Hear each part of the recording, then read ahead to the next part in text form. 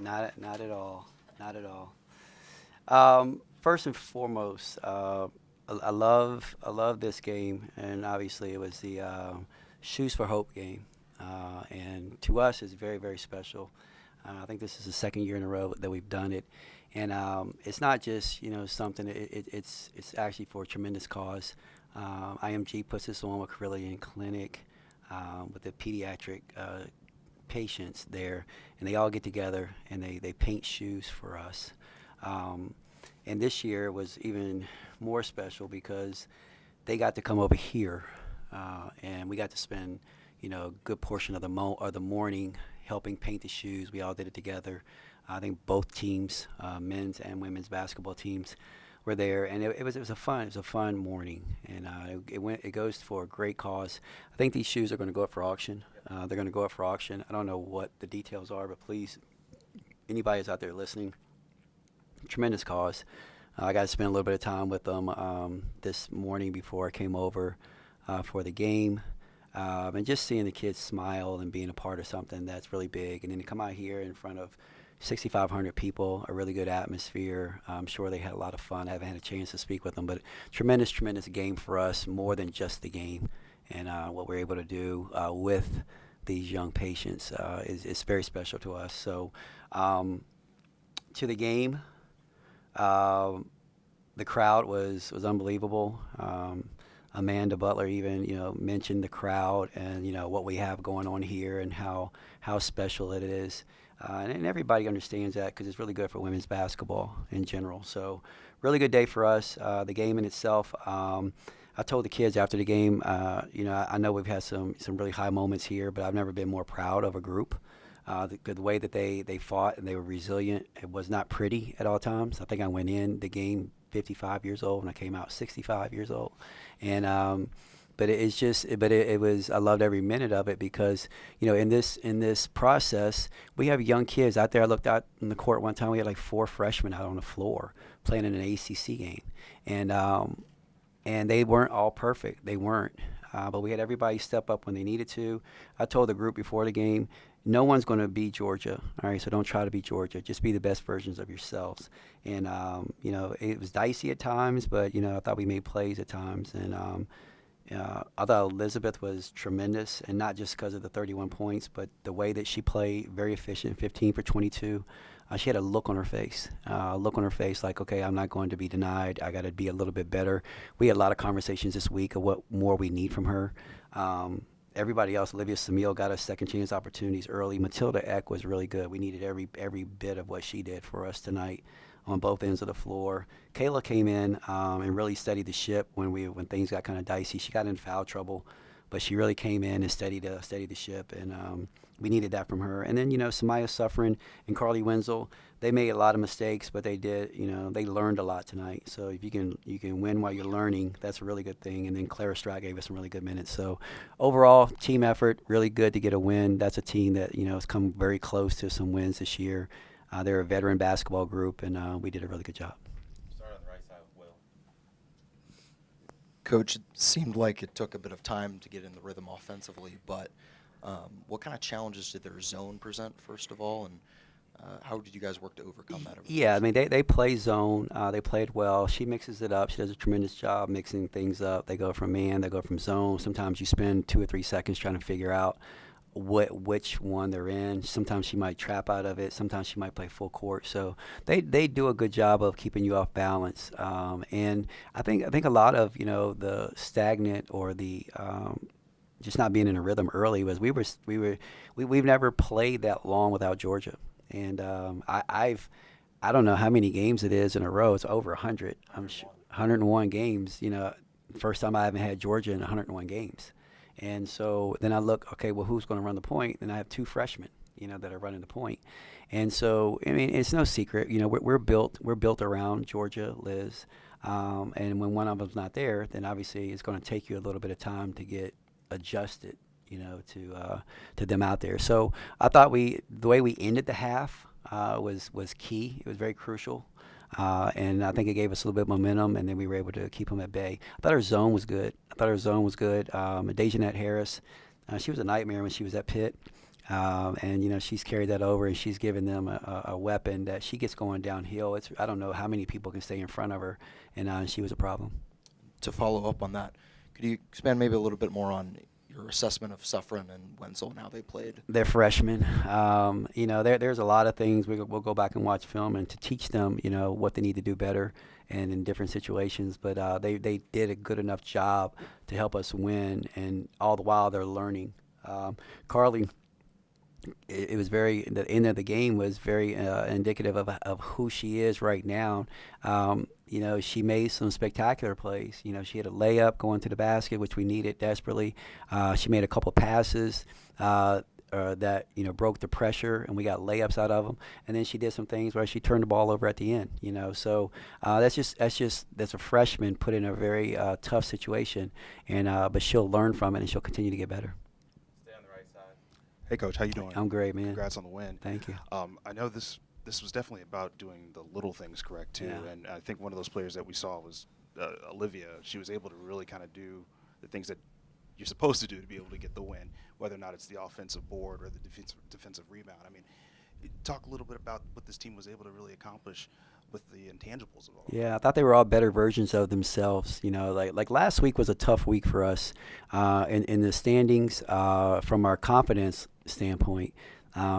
We played against Florida State, which is a very good basketball team, and we outplayed them probably for 30 minutes of that game. But the 10 minutes that we didn't, it was really bad, and they were able to overcome us playing well. We went to Duke. We got off to a tremendous start, and then the game got a little physical, and we were up at halftime, and then we lost it shortly after, and so we had a bad stretch. So this game was very important to us, not because of the standing situation, but because of our mentality. We know we're good, but it just seemed like we lost our way a little bit last week. And that happens during the course of a season. Sometimes a player will lose their way, and they got to see the ball go in the basket before they can do it. We just seemed like we had a lot of kids going through it at the same time, and as a result, we had lost 2 in a row, which is you're not really apologetic. We're one of the better teams in the ACC, but I don't think anybody's going to go through this league unblemished. And we had to go to Florida State and to Duke. Those are two tough places. So to come back home. And to play in front of our home crowd, people in front of us, that's a really good recipe for getting better. In the middle, Joey. Hi, Coach. How you Congrats doing? on the win. Thank you. Without having Georgia, how good does it feel as a coach to have a consistent force like Liz Kitley that you can constantly go to, who's going to seemingly every single game score 30-some-odd points? Yeah. How does that feel to have that? Oh, tremendous. You got any more? I do. Yeah. You got any more? so, Does she have any more? and No, then- I mean, do you have any more Liz Kitley's? No, it's tremendous with or without Georgia. It's tremendous having Liz, and I've said it, quite a bit. We cannot take her greatness for granted. We really can't. She has 31 and I don't know, 8 tonight, and that's a career game for a lot of people. But sometimes we look at it as ho hum, okay. But she's a great player, man, and so many people want to pick her game apart because she's been consistent for 5 years. So then people get bored. They get bored with her 20 and 11, and then all of a sudden they start picking it apart. Oh, well, she can't do this. Oh, she can't.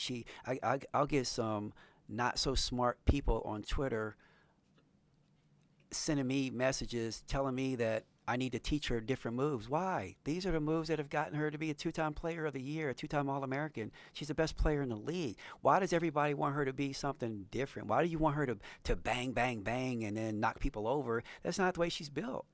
That's not the way she's built. She's built the way she's built. She plays the way she plays, and she's phenomenal at it. You ask anybody in the country, would they want a Liz Kitley? Absolutely. Would you want a Liz Kitley the way she is? Absolutely. All right, when everybody plays her the way they play her, they don't say, well, she can't do this, she can't do that. They think, look at what she can do.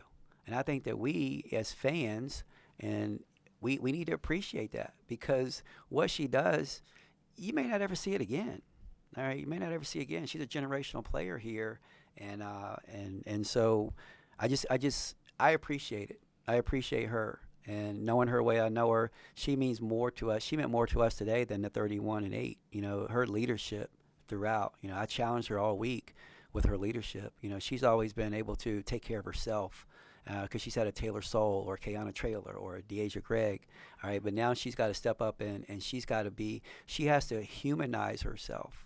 This is what I told her. You have to humanize yourself because you have all these young players coming in here and they've pretty much looked up to you, and the way that they got to know you was they watched you go to the Final Four. So it's almost like they look at you in awe and what you've been able to do. And so you have to humanize yourself so that you can reach a Clara Strack, so that you can go and tell Clara Strack something, and Clara Strack feels good about coming to you because she's not intimidated. And she took that to heart. And today, the stuff that she was saying in the huddles, you know, she was like an extension of me. It was like, okay, she was encouraging the kids. She was doing whatever. And as a result, she meant way more to us than 31-8. Did I answer your question? Yes, Okay, good. absolutely. And then just a quick one. I'm very passionate about that Yeah, I can topic. tell, Okay, yeah. all right, good. So Matilda, it seemed like you were Yeah. intentionally getting her kind of open in a way to shoot the three, and she seemed to shoot a lot. And every time she got the ball, it seemed like she was going for three. How intentional was that, and would you like to see more of it? I'd like to see a lot more of it. She and I had a conversation. So just for the record, I had a conversation with each and every kid, you know, going into yesterday's practice. What I needed from them, where I thought they were, what was expected. And we needed a lot more from her. We needed her to be ready. You know, when she had an opportunity, step up, knock them down. We needed her to be more physical, more vocal, more present on the defensive end. And she took all that to heart. And sometimes I think they just need to hear it again. But she was phenomenal for us, and we would not have gotten a win if she wasn't as aggressive as she was. So one of her better all-around games, you know, probably the best game she played was at Rutgers, but this was probably one of her better all-around games, and we needed all of that. Left side and back. Kenny, Kayla goes down there towards the end. Obviously, it was good to see her come back. Do you feel like that's something that you might be without her for a period of time now? You know what, Anthony? I know you got to do your job, but I'm going to enjoy this one right now. I just want to smile. You know what, Kay, I tell you what, though, when she went down and I was out there with her, you know, I've been with that kid for forever. It was obviously a scary moment, but when I was in a huddle and I'm pretty much, you know, just trying to get the ball in to make sure the game was over, and I'm scanning, you know, the people who are in, all of a sudden I look up and she's staring right at me. It's probably one of the best feelings I've ever had. Now, there's still a lot to be determined, and we'll take it slow and we'll do what we have to do. But we're not out of the woods. I don't know what her situation is right now, but right now we're just going to enjoy this one. One thing Liz said was that they wanted to make sure that it wasn't a repeat of what happened when Georgia got hurt, and that they didn't let that affect them for the rest of the game. Was that something that you guys emphasized in the huddle after the injury happened, and how do you feel like they responded? You know what? Honestly, they inspired me when she went down, because obviously I went out there to be with her, so I was hearing the conversations and what she was saying and everything that was going on, and so obviously there's a million thoughts that go through my mind. And then when I got back to the huddle, hearing Liz's voice and hearing everybody, you know, and they were locked in on getting the win. You know, they were locked in on getting the win, and it kind of like, you know, jolted me a little bit. And but I was very proud of the way they responded to it, and because Kayla's a big part of who we are and what we do. And they very well could have, like, you know, just took the wind out of the sail, but they all stepped up and did a really good job.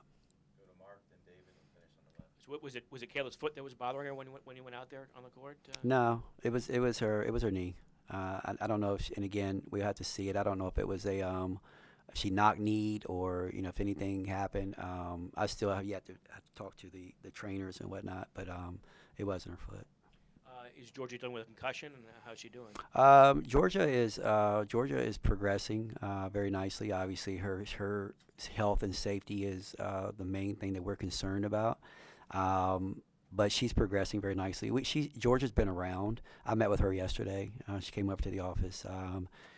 We kept her away from. She could have come to the game today, but we kept her away just because we don't want anything to trigger anything or have any setbacks, and obviously the crowd, the noise, whatnot. So we just made her watch it from home. But she was around the team this morning, and so we'll start everything as long as she continues to progress like she is. We'll start everything to get her back. Is she in the protocol, I guess? Well, you know what, Mark? I'm not trying to be evasive. I don't know what the protocol or what they just tell me, and they tell me she's day to day, So and I guess she has. So if she's day to day, I guess she has entered it. But I know she's been getting tests and everything has been coming out, and she's doing really well with that. Now I just don't want to say anything more because I don't know if she will have a setback or could have a setback.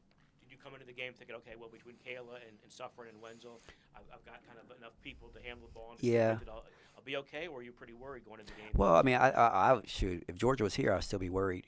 Just because that's what coaches do. You always, like the amount of information that's in my brain as a coach that I don't use because you're thinking about every situation and you're trying to be prepared for every situation. So you're always worried.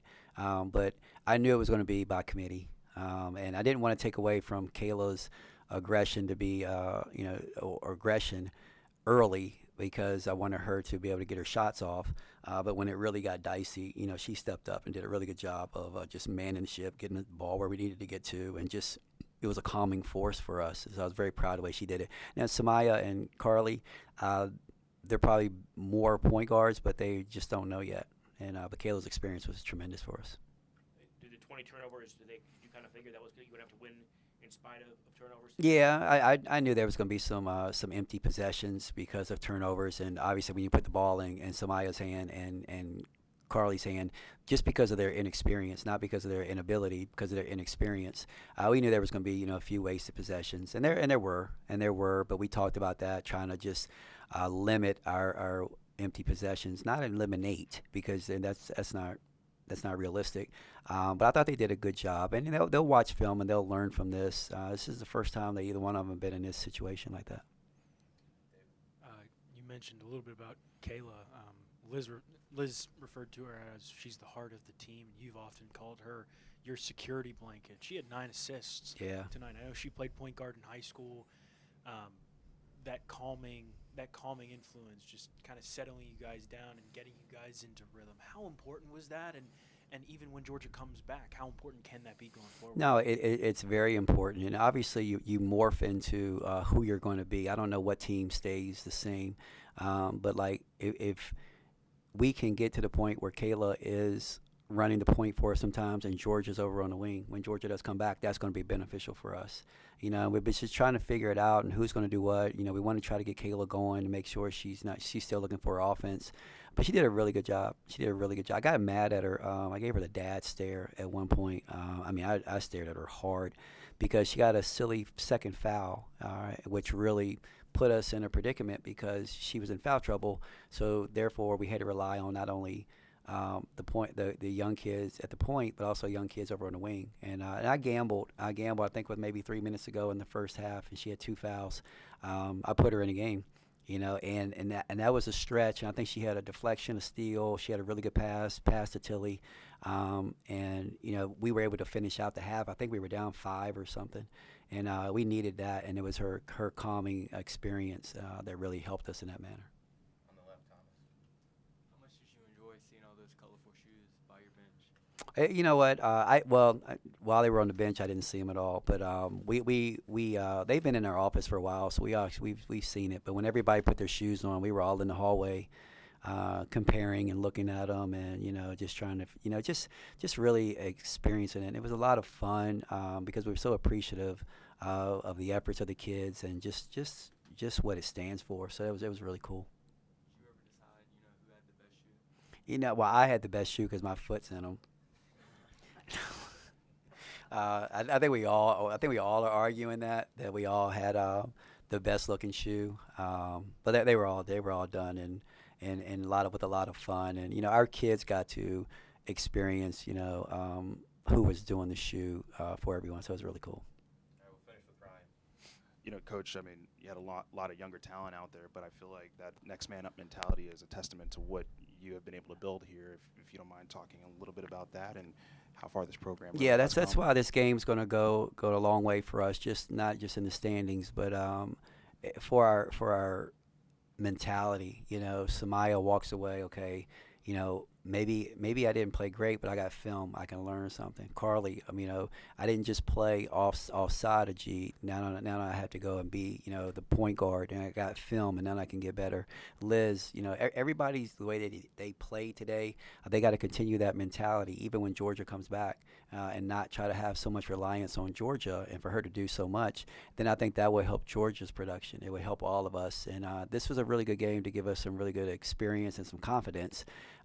As we head, because we got a really tough stretch. You got Georgia Tech, and then I think we go to Syracuse. I think it is so really tough. Every stretch that we have is going to be tough from here on out. But I think this is going to bode well for us. All right. Thanks, guys. Give me my early condolences for next year with Mike McCarthy coming back.